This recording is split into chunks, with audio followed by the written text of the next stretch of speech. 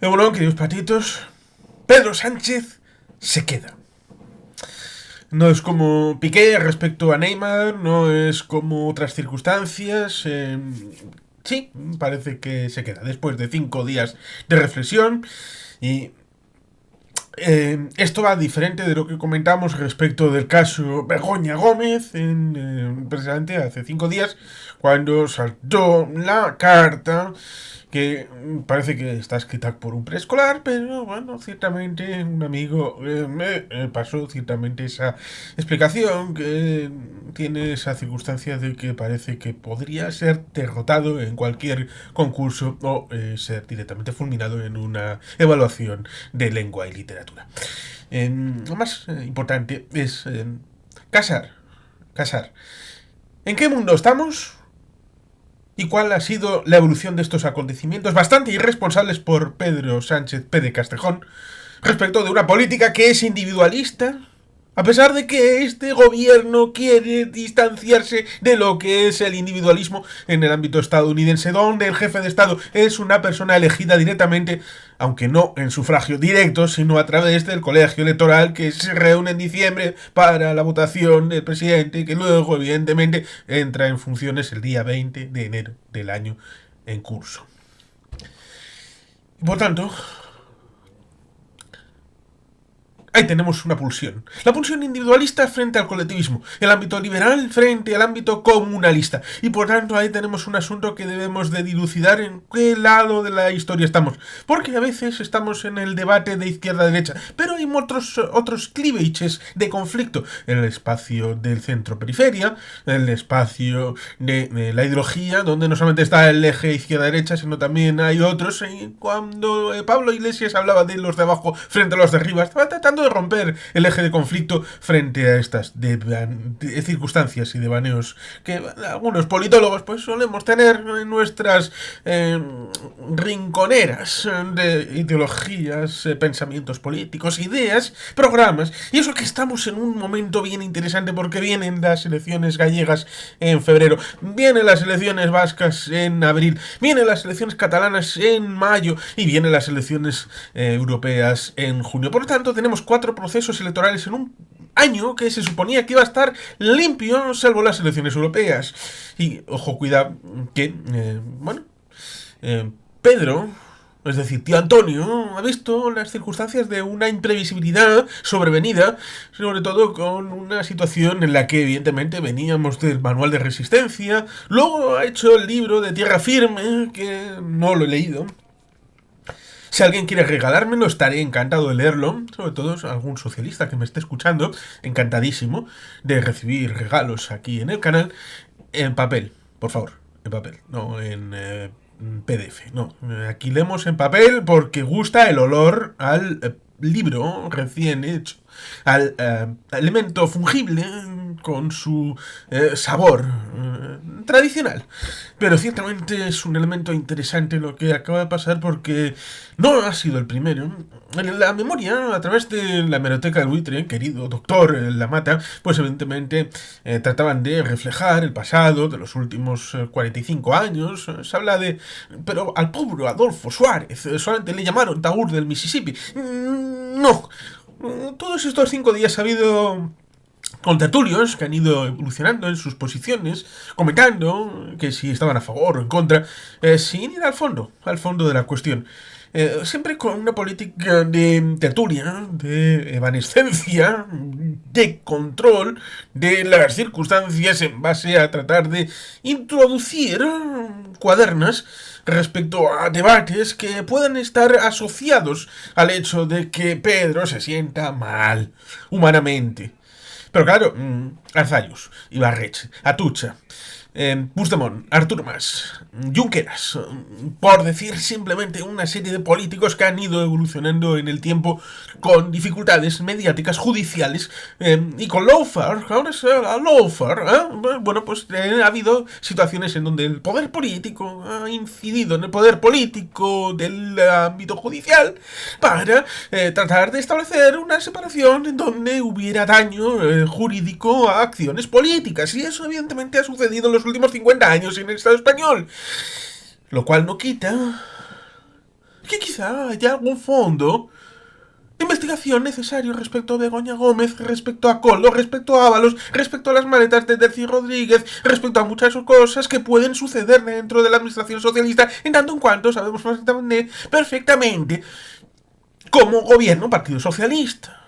Y que puede que Pedro Sánchez no sea responsable de nada, que la mujer esté limpia de polvo y paja, pero tanto el Partido Socialista como el Partido Popular han tenido casos de dificultades jurídicas en el Estado español. Por tanto, ahora no se puede intentar desde el Partido Socialista, desde el Partido Popular en su caso, tratar de dar la vuelta al asunto y tratar de forzar a la sociedad a través de la situación institucional a que estos ámbitos traten de cuadrar espectro para tratar de hacer lo que hizo el caso Watergate.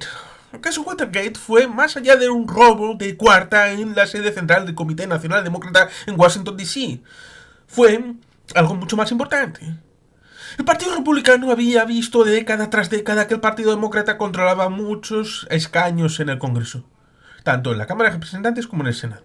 Controlaban la presidencia desde 1933, el 4 de marzo, porque la elección resumía su situación el 4 de marzo hasta Franklin Delano Roosevelt, que fue el primero que envió reducido el mandato presidencial, porque en el 36 entró en funciones el 20 de enero de 1937. Por lo tanto, 1932-33 hasta 1953, 20 años de gobierno demócrata. Y cuando tienen la posibilidad de obtener la presidencia, los republicanos, la tienen con un independiente como el se David Eisenhower.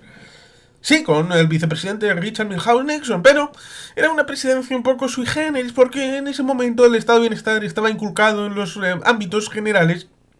La posguerra, los 25 o 20 años gloriosos del estado de bienestar, los años 50, paradójicamente, es la memoria colectiva que lleva al estadounidense medio a esos años 50 como la época dorada.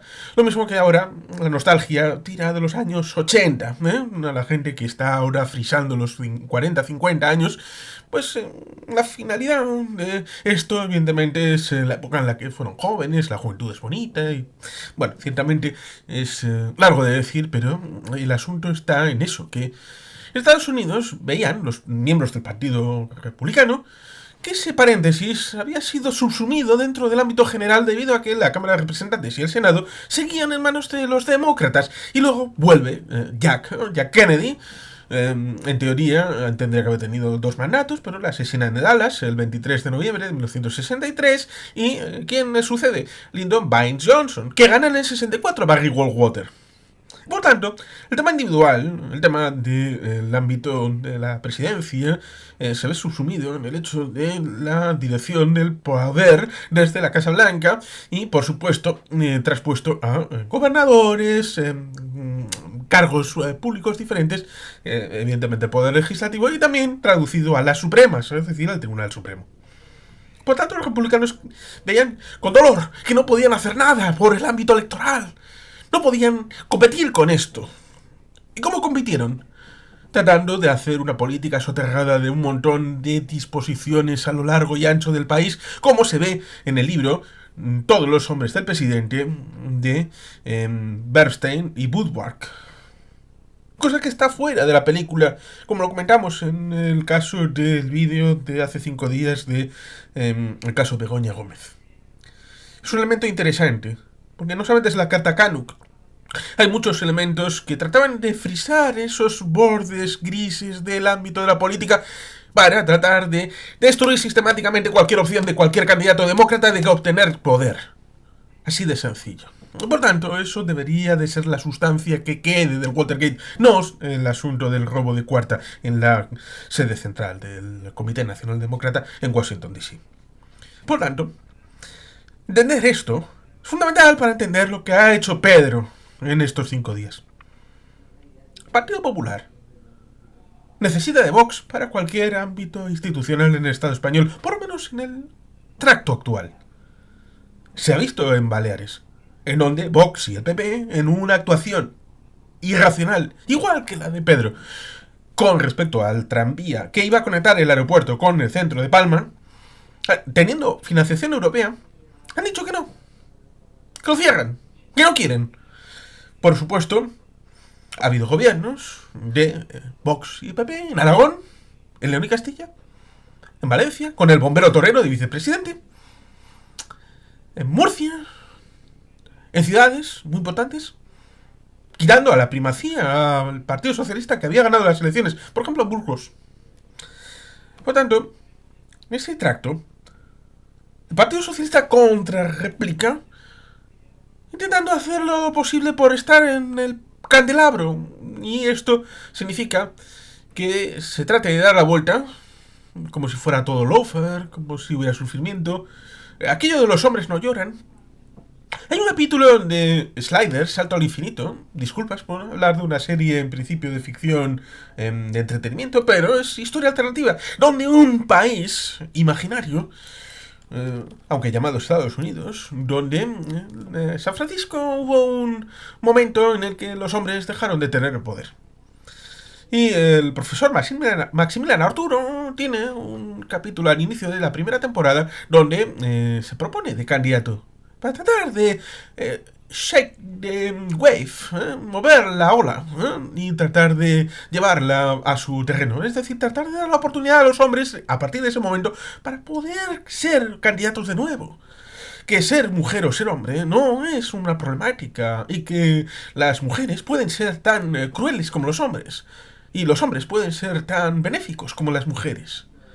No sabe porque el salto al siguiente mundo sucede antes de que hubiera un recuento en el que le daba la victoria a Maximiliano Arturo.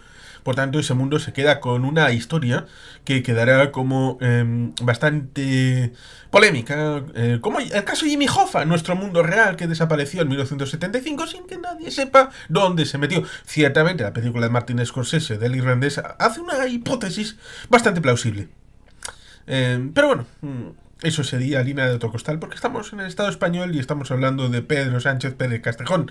Y que ciertamente 5 días en el mundo en el que estamos, porque hemos hablado de 1975, hemos hablado del caso de Watergate, hemos hablado del caso del asesinato de Kennedy en 1963, donde la radialación, es decir, la emisión de radio, Walter Cronkite emitía desde la costa este, no estaba en Dallas ni en Texas. Evidentemente la televisión estaba poco difundida y ni hablemos de la situación de las redes sociales, internet y todo esto. 5 días es una barbaridad. ¿Para qué quería 5 días? Eso lo veremos a partir de mañana con tal vez el para qué. Evidentemente 5 días para decir que se queda es algo que es absolutamente irracional, porque evidentemente poner en cuestión tanto internamente como externamente. Internamente es un algo que, bueno, Pedro Sánchez puede hacer lo que le dé la gana, porque a fin de cuentas de lo suyo gasta, de sus electores que le apoyaron el 23 de julio de 2023.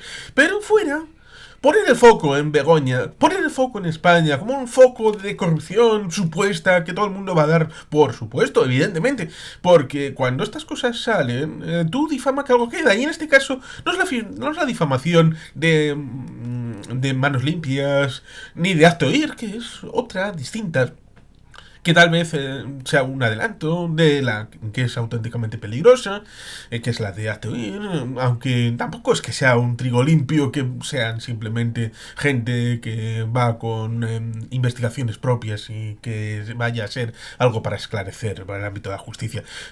Y que, bueno, también está el caso Pegasus. El caso Pegasus respecto a la idea de que tal vez alguien tenga algo. Se supone que es Marruecos, y si tiene Marruecos, como el instrumento está comprado en Israel, los israelíes tendrán una puerta trasera, como comentábamos en el caso de juegos de guerra, con... bueno, ciertamente, no vamos a entrar en eso. Pero ciertamente puede haber tema de conocimiento, de algo geoestratégico, personal, político.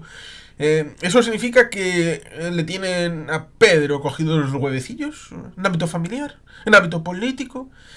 Es algo que resulta que al final uno acaba pensando que algo tiene que haber. ¿Por qué? Pues porque es rarísimo que alguien se meta de voluntario en un túnel de dolor para que ese dolor se intensifique durante 5 días y tras esos 5 días hay un paréntesis que se cierra para volver a la normalidad, pero la normalidad no es la misma porque tú mismo has puesto en cuestión el ámbito de tu capacidad gestora en el ámbito de la Moncloa y por lo tanto ahí hay que sostener la confianza. La confianza es un capital político que se tarda mucho en conseguir, pero se puede gastar en 5 segundos. Y esto es muy, muy importante. Política es percepción. Decían en la película American President, el presidente Davis Wade, que fue el origen de que Aaron Sorkin hiciera la serie, para mí, mejor, de temática política como es el ala oeste de la Casa Blanca. La política es percepción. La sociedad no tiene por qué saber qué demonios está pasando en Moncloa, ni en el Congreso, ni en el Senado, ni en los partidos políticos, ni en Génova 13, ni en Ferraz. Por cierto, pinchazo. Pinchazo de la gente que estuvo el sábado a las 11:30 enfrente de Ferraz. No tanto como los pinchazos de los miembros de la comunidad de extrema derecha que estuvieron presionando previamente en semanas y meses anteriores. No, tanto no. Pero ciertamente es algo que habría que reseñar, el hecho de cuánta gente puede movilizar, cuánta gente del PSOE en Madrid, bueno, gente que apareció por allí. El PSOE, por lo tanto, depende de Pedro Sánchez. Pedro Sánchez ha desarticulado la organización interna para su beneficio particular, lo cual me lleva a un elemento que debo reivindicar. Euskadi es diferente de España. Muy diferente. ¿Por qué? Porque en Euskadi hemos hecho labor desde el ámbito institucional del partido y también de las instituciones como ámbito público. Pero vamos a hablar del ámbito institucional partido político. Es una situación de un secretavoces. Arnaldo Otegi, Mondragón, quería ser candidato al Lehendakari. Pero el partido vio claramente que Arnaldo era un lastre, un peso muerto que iba a obstaculizar cualquier posibilidad del ámbito de la capacidad institucional. Puede ser un movilizador de la gente propia, pero eso puede tener sus dificultades, cosa que se ha visto en las elecciones vascas del 21 de abril. Por el partido, es decir, el Politburó, porque aunque sea la cabeza visible, Arnaldo Otegi no es el que manda en Bildu.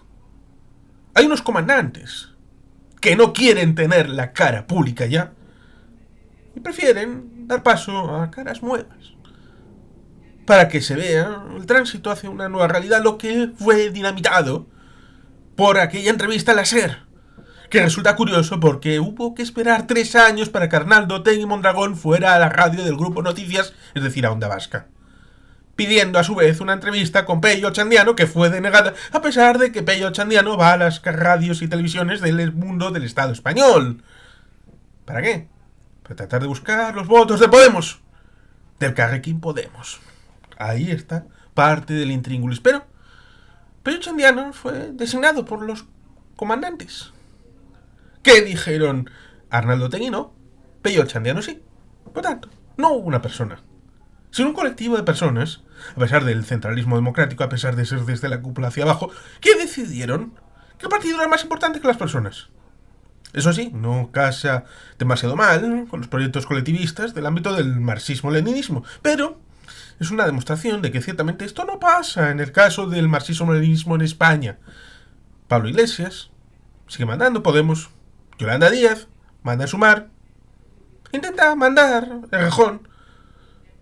Ese será el virus, la parte más débil de la coalición que apoya a Pedro Sánchez, es decir, Sumar. Y Pedro Sánchez siendo el que manda en el PSOE. Euskal Herria Jeltzalea, Partido Nacionalista Vasco. ¿Quién manda? ¿Iñigo Urkullu Rentería, que fue presidente de Euskadi Batzar? No manda. A él le dijeron: usted tiene que dejar de ser presidente del Euskadi Batzar y tiene que pasar a ser Lehendakari. 2012. Y fue Lehendakari. Ha sido Lehendakari. Todavía es Lehendakari. Le queda un tiempo hasta después de las elecciones europeas donde investiremos al Lehendakari Pradales. ¿Qué pasó?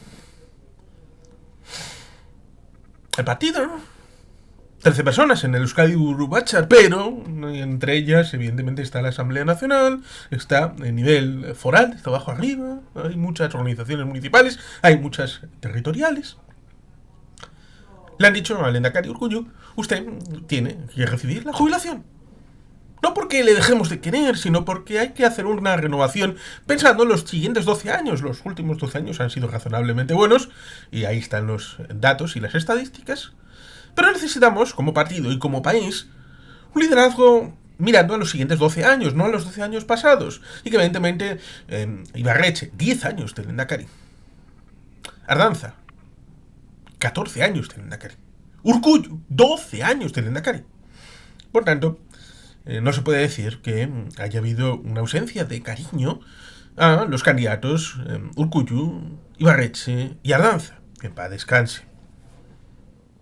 Por tanto, hay que limitar los mandatos de la gente siempre y cuando, evidentemente, sea en un puesto concreto. Porque, evidentemente, Ardanza siguió siendo del PNV. Ibarretxe también. Urkullu también. Y siempre estarán ahí para lo que el partido mande. Pero nunca ellos se van a poner encima del partido. Nadie está encima del colectivo. El partido es el que manda. El Euskadi Buru Batzar es el que toma las decisiones colectivas cuando está asociado al ámbito de la Asamblea Nacional, que son algunos más. Y por tanto, cuando Andoni Ortúzar, el partido, le diga quedas relevado, Andoni Ortúzar dirá sí señor, y dará paso a la nueva presidencia del Euskadi Buru Batzar. Cosa que no pasa en Madrid, que no pasa en el PSOE, que no pasa en el PP. Liderazgos personales.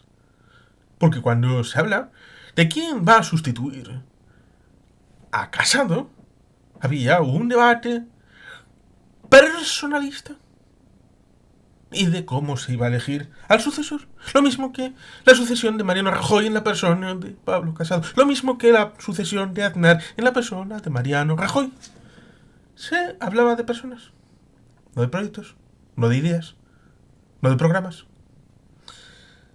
En el caso vasco, evidentemente, por lo tanto, tenemos que asentar firmemente esa reivindicación de que el liderazgo colectivo, desde el partido, a través de las instituciones, pero sin liderazgos personalistas, es una situación especial que tenemos en Euskadi. Y tenemos que protegerla y valorarla y profundizarla en ella, porque evidentemente la sociedad, por muy individualista que se haya vuelto en los últimos años, sigue teniendo tejido colectivo en asociaciones, en organizaciones deportivas, en familias más o menos extensas, que evidentemente profundizan en la idea de que los elementos colectivos de la situación personal y profesional evidentemente nos lleva a liderazgos compartidos.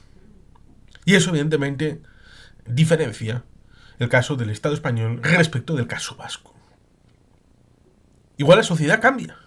Igual piensan que dentro de X años en Euskadi se valora más el modelo estadounidense de liderazgo individual, que los cargos tienen que ser uninominales.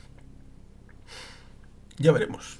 Pero de momento parece que el sustrato que capilariza lo que vemos a nivel general permea a que, en el caso de Pedro Sánchez de los últimos 5 días, haya puesto al mundo en vilo por una situación personal y el partido haya cambiado el rumbo del país, el Partido Nacionalista Vasco en Euskadi, desde el punto de vista del liderazgo colectivo.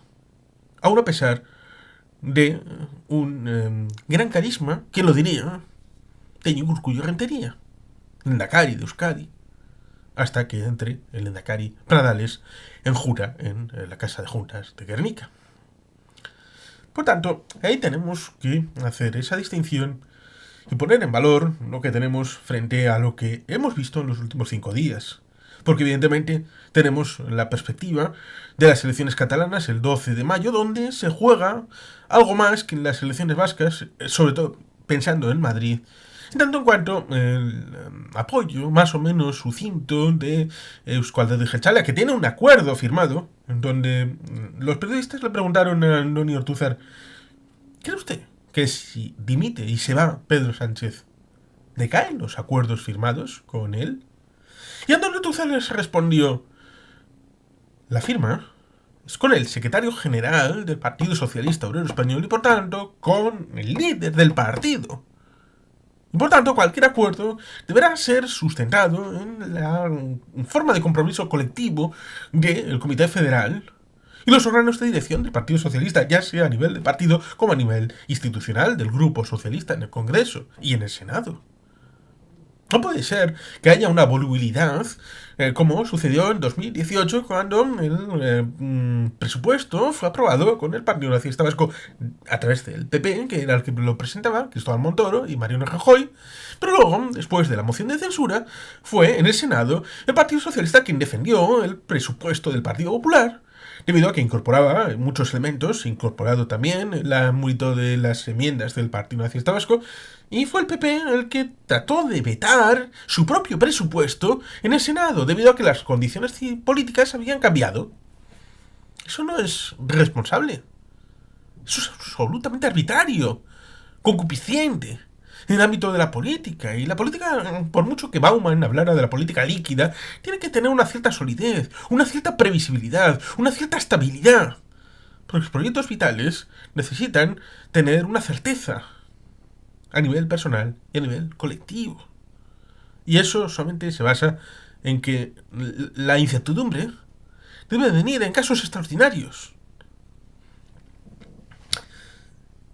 Por eso ciertamente resulta problemático la situación con Junts, con Esquerra, con el propio PSC, si vuelve a ganar las elecciones pero no gobierna, el PSC. Si queda segundo y da una mayoría para Junts, Esquerra y CUP que puedan investir al presidente de l'exili, el señor Puigdemont, que ha perdido a su madre. Quiero dar mis condolencias al presidente Puigdemont. Ningún hijo tendría que ver morir a su madre desde lejos de casa, y ninguna madre tendría que irse al otro barrio no teniendo a su hijo al lado. Eso es un dolor personal igual de grave que lo que pueda sentir Pedro Sánchez Pérez Castejón respecto a Begoña Gómez, que la tiene al lado. El otro escenario ciertamente es ese: que haya una mayoría que pueda investir al señor Puigdemont y, después de aprobada el asunto de la investidura respecto a la amnistía, pues permita una cierta evolución institucional catalana, de una cierta evolución, bueno, ya veríamos. Pero otra cosa ciertamente sería el escenario donde el PSC con Esquerra, o el PSC con Esquerra y Junts, bueno, vieran el tete a tete respecto a que los comunes acabarán apoyando a un tripartito. ¿Dónde quedaría Junts en ese escenario? Después de la amnistía, ¿legitimarían el apoyo a Pedro Sánchez Pérez Castejón? Son muchas preguntas las que puede haber. O el hecho de que forzaran después a intentar hacer una moción de censura para llevar al presidente en el exilio al gobierno de la Generalitat, o convocar directamente elecciones generales debido al rechazo de Junts, porque ha sido rechazado en el Ayuntamiento de Barcelona, y luego sería la segunda, rechazado en el ámbito del Parlamento y la Generalitat. Son jugadas que están ahí. ¿Hará daño a Pedro Sánchez perder unas elecciones europeas? Hasta el día 30 de mayo no puede convocar elecciones generales, pero en principio lo que uno pensaría es que los mandatos son de 4 años y deben de cumplirse. ¿Por qué? Y con esta reflexión creo que cerramos por hoy. Y es que el mandato es para los electos. Y los electos tienen el mandato no solamente el día de la noche electoral, el pactómetro y todo esto, sino tienen la obligación de llegar a acuerdos con el programa en el que se presentaron. Si es difícil, pues que dimitan. Ellos, particularmente, esas personas. Porque no son capaces de llevar a cabo el mandato que recibieron del pueblo. Lo que no debe de consentirse es el hecho de que cuando hay dificultades se vuelva a barajar de nuevo y devolver la pelota a la ciudadanía. No, la ciudadanía tiene unas responsabilidades y de ella emanan los partidos y las personas que son electas. Pero estas tienen 4 años para hacer su trabajo. En Estados Unidos no se puede hacer elección anticipada porque viene tasado cuándo son las elecciones. Las de medio término, referido al tema legislativo, y las elecciones presidenciales. A gobernador e incluso a sheriff. Por lo tanto, no hay una elección anticipada. Puede haber resolución de sustitución de los cargos electos. Pero, nada más.